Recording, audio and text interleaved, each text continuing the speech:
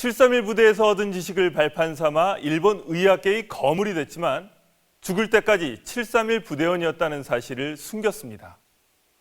공개적으로 반성하지 않았고 희생자들에게 사죄도 하지 않았습니다. 그렇지만 우리 정부는 그에게 훈장을 줬습니다. 7.31 부대 특별전을 둘러본 사람들에게 가토 씨의 훈장 수여 논란에 대해 물었습니다. 대부분 훈장 수여에 대해 부정적인 반응입니다.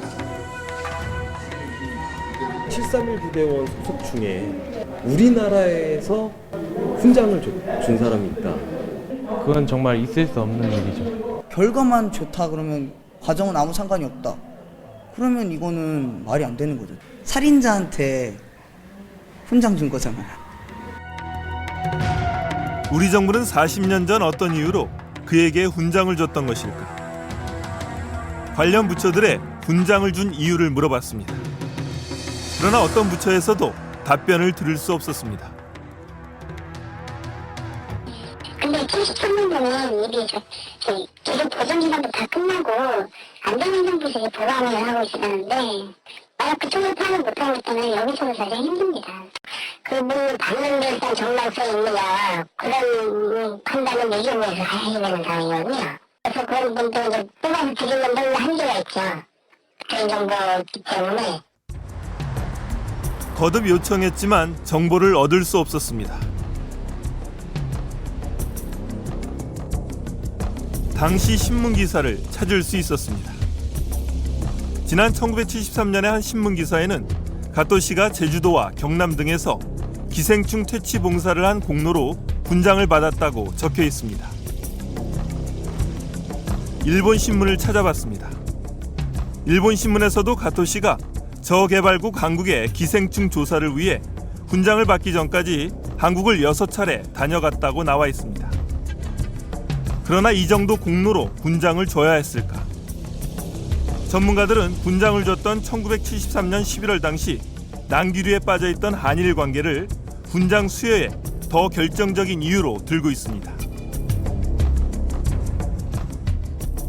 1965년부터 73년 사이는 경제 관계가 아주 밀접했고 정치적으로도 상당히 우호적인 관계가 계속적으로 이어지고 있었습니다. 그러다가 1973년 8월 8일 날 김대중 납치 사건이 발생하게 되면서 한일 관계는 얼어붙게 되죠. 그리고 일본은 공세적으로 일본은 한국 정부에 대해서 사과하라 그러고 위기에 봉착하게 되면서 한국 정부는 일본 정부의 각계각층의 인사들을 훈장을 돌려서 그것을 무마시키려고 했던 것이라고 생각합니다.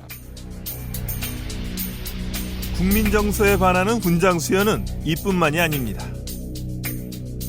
A급 전범이자 아베 신조 총리의 외할아버지인 기시 노부스케 전 총리가 지난 1960년 일본 국회에서 한 전쟁 미화 발언입니다. 제2차 세계대전이 발발한 당시를 생각하면 일본인 가운데 이를 침략 전쟁이라고 생각할 사람은 아무도 없을 것입니다.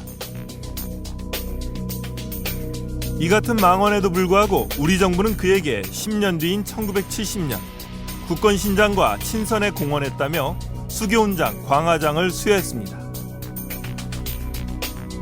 과거 외교 특사로 한국을 자주 방문했던 신하 S사부로 전 외무장관도 마찬가지입니다.